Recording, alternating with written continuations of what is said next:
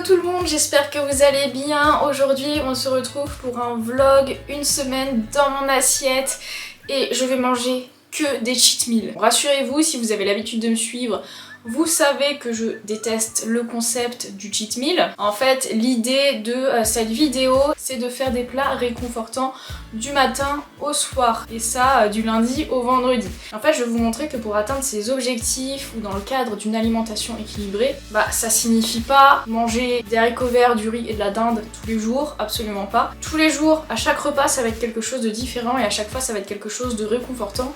Donc un plat que la plupart des gens adorent et que beaucoup de gens considèrent comme un cheat meal. Et je vais vous montrer que ces plats-là, vous pouvez très bien les intégrer au quotidien dans votre diète et que ça vous permettra d'être beaucoup plus épanoui dans votre alimentation. Donc voilà, vous l'aurez compris, hein, je vais pas aller faire McDo le lundi, Burger King le mardi, au tacos le mercredi, pas du tout. Je vais faire un maximum de choses maison. Donc c'est parti pour le petit déjeuner de ce matin. Donc ce matin, ça sera un bowl cake sain et gourmand au chocolat.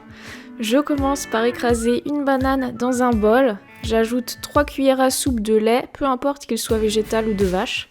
Ensuite, j'ajoute un œuf et je mélange. Je rajoute ensuite 40 g de flocons d'avoine, un peu de stevia et un peu de levure, 2 carrés de chocolat noir que je casse en morceaux, puis je mélange le tout.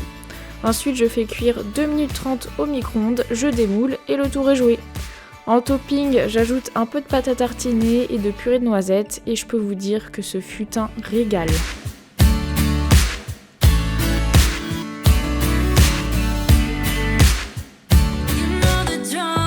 Ce midi, ça sera pizza maison. La pâte, je la prends déjà toute faite, fine et ronde. Je l'étale sur une grille et je la pique avec une fourchette. J'ajoute de la purée de tomates que j'étale sur la pâte mais pas sur les bords. Je rajoute ensuite du fromage râpé, une tranche de jambon et encore un peu de fromage râpé. J'enfourne 20 minutes à 200 degrés et voilà. Bon, on va discuter un petit peu pendant que ma pizza est en train de cuire. Peut-être que vous entendez le four en arrière-plan. Donc en fait, tous les plats que je vais faire, comme je vous l'ai dit, sont des plats réconfortants. Je vais faire des versions maison, mais pas des versions 100% healthy. Comme vous le savez, le 100% sain, c'est pas sain. Enfin, en tout cas, si dans votre alimentation de tous les jours, 7 jours sur 7, vous comptez supprimer le sucre, supprimer tel aliment, supprimer le beurre, supprimer tout un tas d'aliments que vous considérez comme mauvais, faire ça, c'est pas sain. Toute la semaine, dans les repas que je vais vous proposer, donc ça sera du fait maison, mais pas trop fait maison, du semi-fait maison, comme par exemple la pizza. La pizza aurait été 100% faite maison et plus saine si j'avais fait la pâte moi-même par exemple, parce que dans la pâte industrielle comme ça, il y a des additifs, il y a un peu de sucre ajouté, des trucs comme ça. Mais par contre, faire la pâte, ça m'aurait pris beaucoup plus de temps et je vous avoue que moi je n'ai pas envie de passer beaucoup de temps en cuisine. Donc voilà, l'alimentation c'est une histoire de compromis. Donc là j'ai fait le compromis d'acheter une pâte industrielle que je trouve très bonne d'ailleurs pour ma pizza, mais cette pizza là c'est toujours meilleur que d'acheter une pizza à Domino's Pizza par exemple, ou d'acheter une pizza surgelée à Carrefour. En tout cas là j'ai très faim et j'ai hâte que la pizza soit cuite. Et du coup je déguste la moitié de la pizza avec de la roquette, c'est trop bon.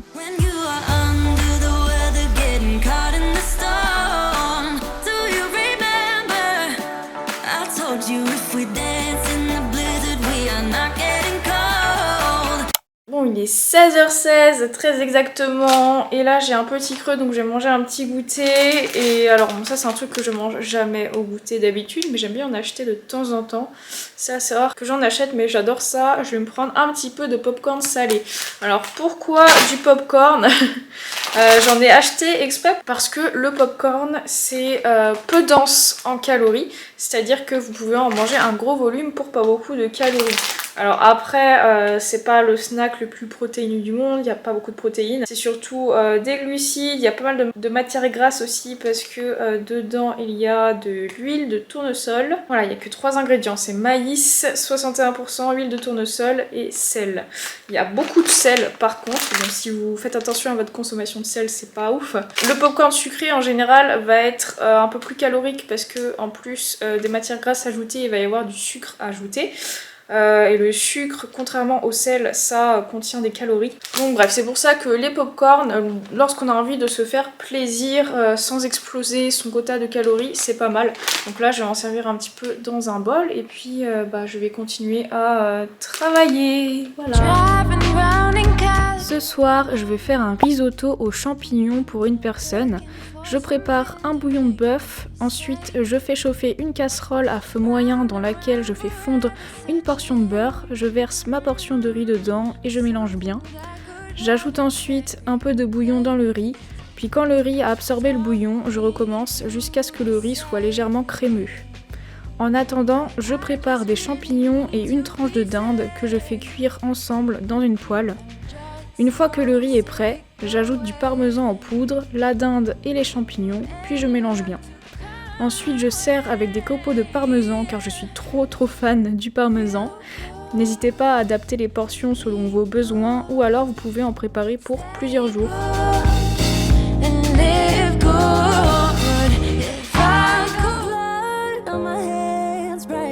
Ce matin, je vais faire du pain perdu. Dans une assiette creuse, je casse un œuf, j'ajoute un chouïa de lait végétal ou de vache, peu importe, un peu d'arôme vanille et je mélange le tout. Ensuite, je fais chauffer une poêle, je trempe dans la préparation des tranches de pain recto verso et je les fais griller des deux côtés à la poêle. Donc je mets tout ça dans une assiette avec une banane coupée en rondelles. Pour le topping, j'ajoute de la purée de cajou et des morceaux de chocolat noir. Et voilà!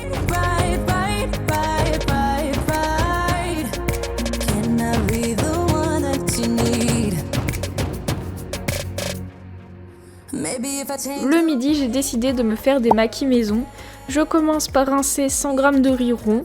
Ensuite, dans une petite casserole, je verse 2 cuillères à soupe de vinaigre de riz avec un peu de sucre et un chouïa de sel. Je laisse chauffer à feu doux pour faire fondre le sucre dans le vinaigre. Dans une autre casserole, je verse le riz avec 100 ml d'eau. Je couvre et je laisse chauffer à feu vif. Une fois que j'entends l'eau bouillir, j'attends 5 minutes. Et quand les 5 minutes sont écoulées, je mets à feu doux et j'attends 10 minutes sans enlever le couvercle. Et ensuite, j'enlève du feu et j'attends à nouveau 10 minutes avant d'enlever le couvercle.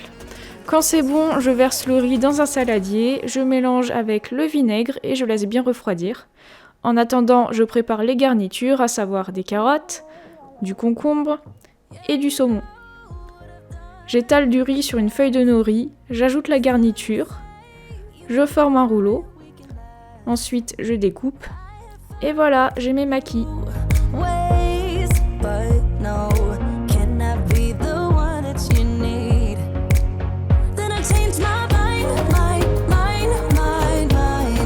Bon, il est 17h, je viens de finir de travailler, j'ai été trop efficace aujourd'hui, c'est peut-être les sushis. Un petit goûter réconfortant avant d'aller à la salle, le fameux baked cookie, je ne vous le présente plus.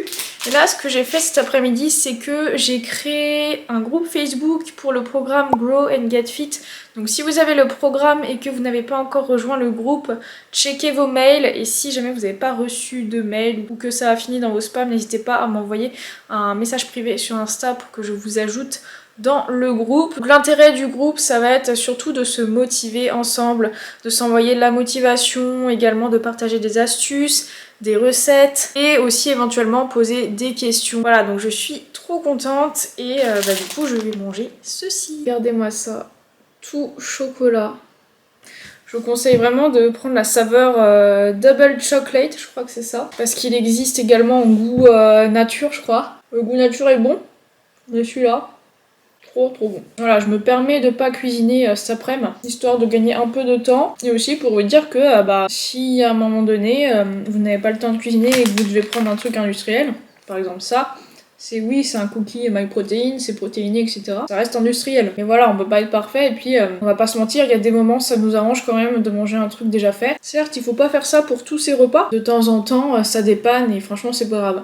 Et honnêtement, ces cookies-là sont tellement bons que c'est pas juste de temps en temps que j'en mange, quoi. C'est genre un jour sur deux. Mais vu que tous mes autres repas sont faits maison et sont à peu près équilibrés, franchement, y a pas de mal à ça. Pour ce soir, je vais me faire un bon burger frites des familles. Les frites, je les fais au four car c'est plus pratique et beaucoup moins gras.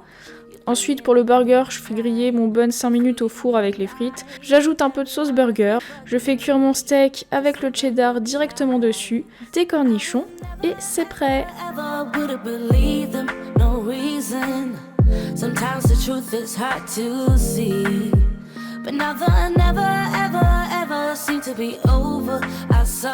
Ce matin, c'est pancakes.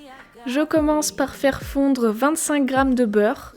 Dans un saladier, j'ajoute 125 g de farine et 40 g de sucre.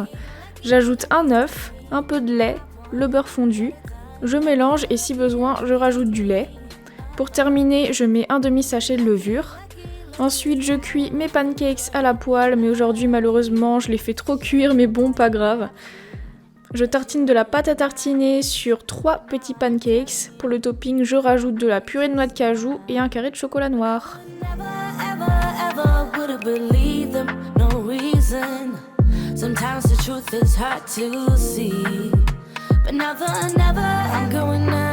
Ce midi, je vais faire des quesadillas. Je commence par couper la moitié d'un oignon. Dans une poêle chaude, je verse des poivrons surgelés et les morceaux d'oignon. En attendant, je coupe une escalope de dinde et je la fais cuire avec le reste. Je verse la préparation dans un saladier, j'ajoute du piment, de la sauce sriracha et du gruyère, puis je mélange. Avec ça, je prépare 2 tortillas que je plie en 2 et je les fais vite fait griller à la poêle. Bon, la deuxième est complètement cramée, ne vous inquiétez pas, je l'ai refaite ensuite, mais j'ai pas filmé. Bon, je suis dégoûtée d'en avoir cramé une. La première, elle est parfaite, mais la deuxième, je crois que je vais pas trop manger la tortilla du coup. Donc goûtons ça. C'est trop bon. Celle-ci, elle est parfaite. C'est super rapide à faire et c'est, franchement, c'est une tuerie. Bon, on se retrouve pour le goûter et aujourd'hui j'ai envie de vous faire découvrir une de mes recettes secrètes. Non, en vrai c'est une recette que j'ai pas fait depuis des années mais que je faisais quand je faisais le régime paléo. C'est vrai que j'ai pas encore beaucoup parlé de ce régime là parce que je le recommande pas mais c'est un régime que j'ai fait pendant 1 an. Vu que c'est un régime extrêmement restrictif, on est obligé de trouver des alternatives pour certaines recettes et j'ai trouvé une super alternative de recette de cookies. Alors si vous me connaissez bien, vous savez que les alternatives healthy de recettes, c'est pas trop mon délire. Comme vous l'avez vu ce matin avec les pancakes, c'était une recette classique de pancakes américains. Voilà, il y avait du beurre, il y avait du sucre. Bon, vous savez que j'ai peur d'aucun aliment et que je ne mets pas les aliments dans des cases. C'est pour ça que de temps en temps, je me permets de consommer effectivement du beurre ou du sucre lorsqu'ils sont consommés de manière raisonnable et dans le cadre d'une alimentation variée, équilibrée, d'un mode de vie pas trop sédentaire. Ces aliments ne vous feront aucun mal et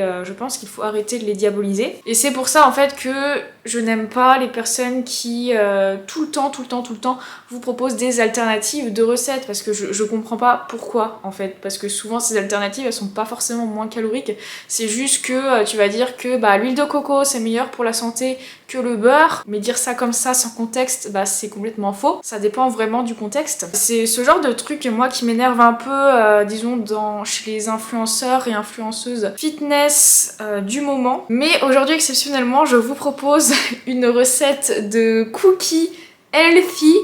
Parce que, on va pas se mentir, il y a des alternatives de recettes qui sont très très bonnes et qui sont parfois même meilleures que les recettes classiques. Donc je critique un petit peu les alternatives healthy des recettes, mais bien sûr, il y en a certaines qui sont très bonnes. Et si vous faites une recette healthy, non pas parce que vous avez peur de certains aliments qu'il y a dans la recette classique, mais plutôt parce que vous préférez en termes de goût et de saveur la recette healthy, eh bien dans ces cas-là, il n'y a aucun mal à ça. Bref, voilà, c'était le petit disclaimer avant ce passage-là de la vidéo. Parce qu'il y en a qui me connaissent et qui vont me dire « Mais Margot, je croyais que t'aimais pas les recettes healthy. » En fait, ça dépend. Donc du coup, c'est parti, je vous dévoile cette recette et franchement, faut que vous la testiez parce que c'est une tuerie.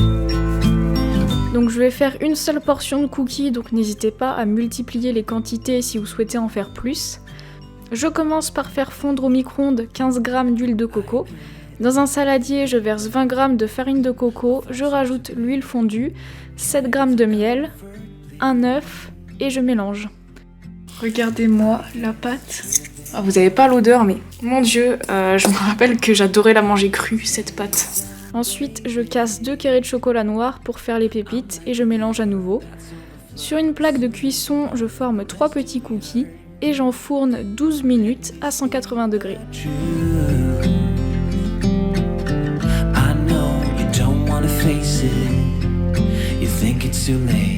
Bon, et bien goûtons ces petits cookies Elfie. On va commencer par celui-ci. Ils sont bien moelleux. En fait, moi j'aime bien quand ils sont croquants sur les bords et bien moelleux au milieu. Genre, c'est limite pas cuit au milieu. Je vais pas vous mentir, ça a pas un goût de cookie classique. On sent un petit peu la noix de coco. Pas tant que ça, donc pour ceux qui aiment pas la noix de coco, ça passe bien. Mais ouais, ça a pas exactement la même texture qu'un cookie classique, ça a pas le même goût. J'aurais pu mettre un petit peu d'arôme vanille dedans, mais j'ai oublié. En fait, c'est un mélange entre les rochers coco et les cookies. Donc si vous aimez les deux, franchement, vous allez adorer ces cookies là. Sur ce, moi je vais déguster ces 3 cookies en continuant de travailler sur mon ordi. Je vous retrouve pour le dîner. Ce soir, ça sera pas de bolognaise, mais j'ai envie d'un peu de verdure, donc je me fais une petite salade de roquettes avec le reste du concombre. Ensuite, je fais cuire des pâtes, jusqu'ici tout le monde sait faire. Pour la bolo, je fais cuire du bœuf haché 5% de matière grasse et j'ajoute de la sauce tomate cuisinée. Je sers les pâtes avec un peu de gruyère, j'ajoute la bolo et un peu de parmesan.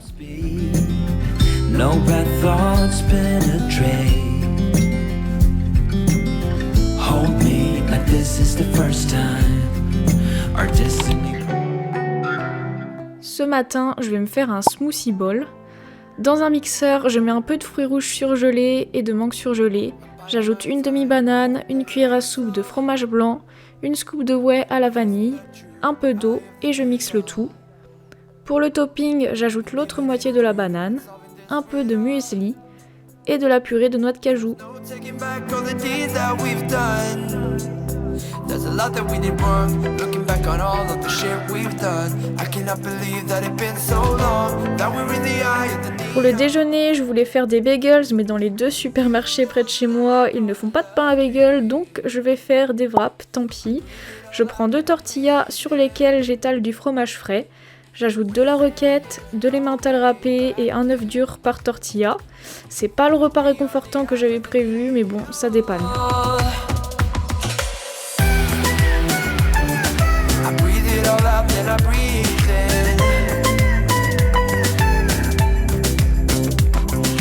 Et en dessert, je me prends une orange.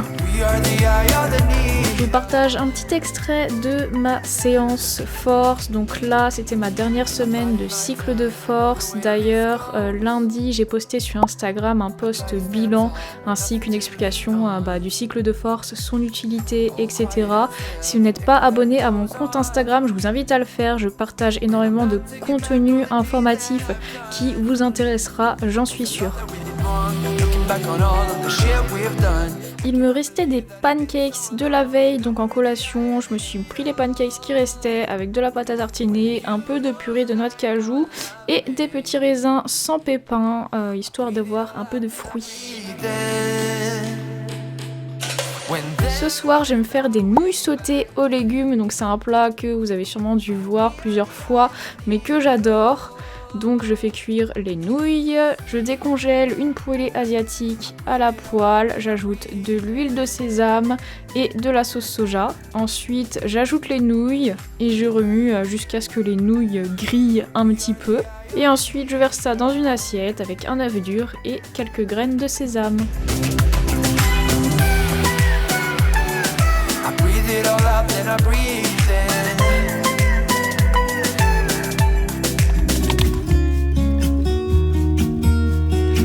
Ce matin, je vais faire des gaufres. Je fais fondre environ 5 g de beurre au micro-ondes. Dans un saladier, j'ajoute 55 g de farine, 5 g de sucre, le beurre fondu, un œuf et 70 ml de lait et je mélange tout. Ensuite, je fais cuire les gaufres au gaufrier. J'aurais dû monter le blanc d'œuf en neige car là les gaufres elles sont très compactes. Pour le topping, je fais fondre 2 carrés de chocolat noir au micro-ondes. Et je coupe une banane en rondelles.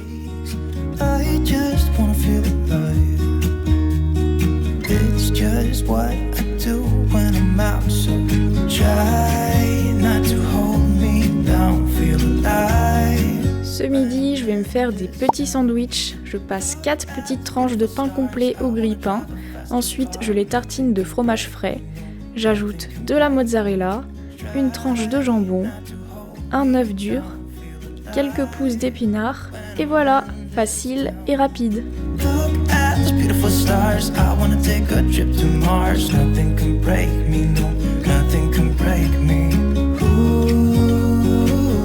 Pour le goûter, je me suis fait une petite salade de fruits avec une pomme découpée en morceaux, du raisin et un kiwi.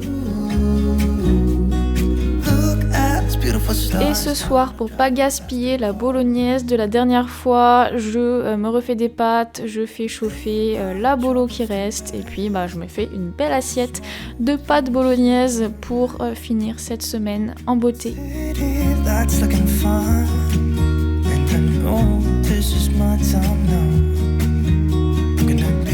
Bon, eh bien, je pense que vous avez compris le but de cette vidéo. Vraiment, mon objectif, c'est de vous encourager à consommer ce genre de plat réconfortant dans votre diète. Ne réservez pas un plat que vous adorez pour votre cheat meal.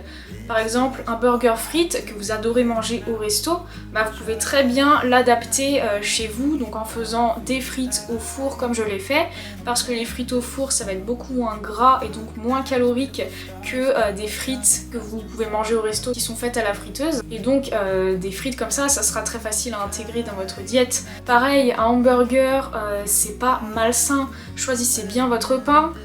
Choisissez une viande à 5% de matière grasse. Comme ça, vous avez vos glucides avec le pain.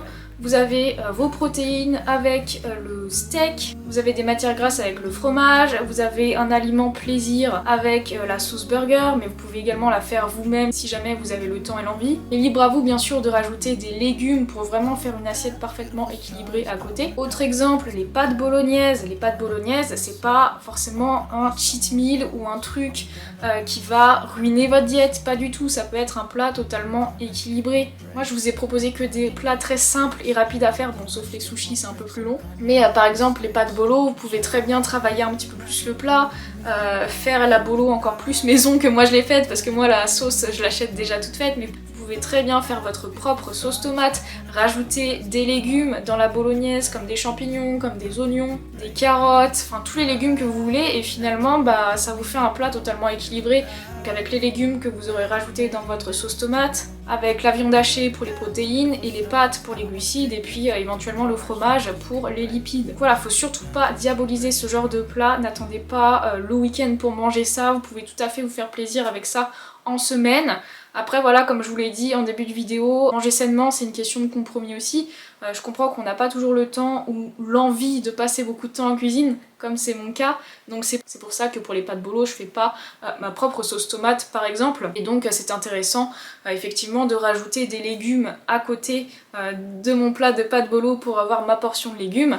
Je vous l'accorde, toute la semaine j'ai pas mangé 100% équilibré tout le temps, j'avais pas toujours ma portion de légumes par exemple, mais c'est ok de temps en temps, certes 80-90% du temps il faut sa portion de légumes, sa portion de protéines, etc. etc. Mais s'il y a un repas dans la semaine qui n'est pas 100% équilibré, c'est pas grave.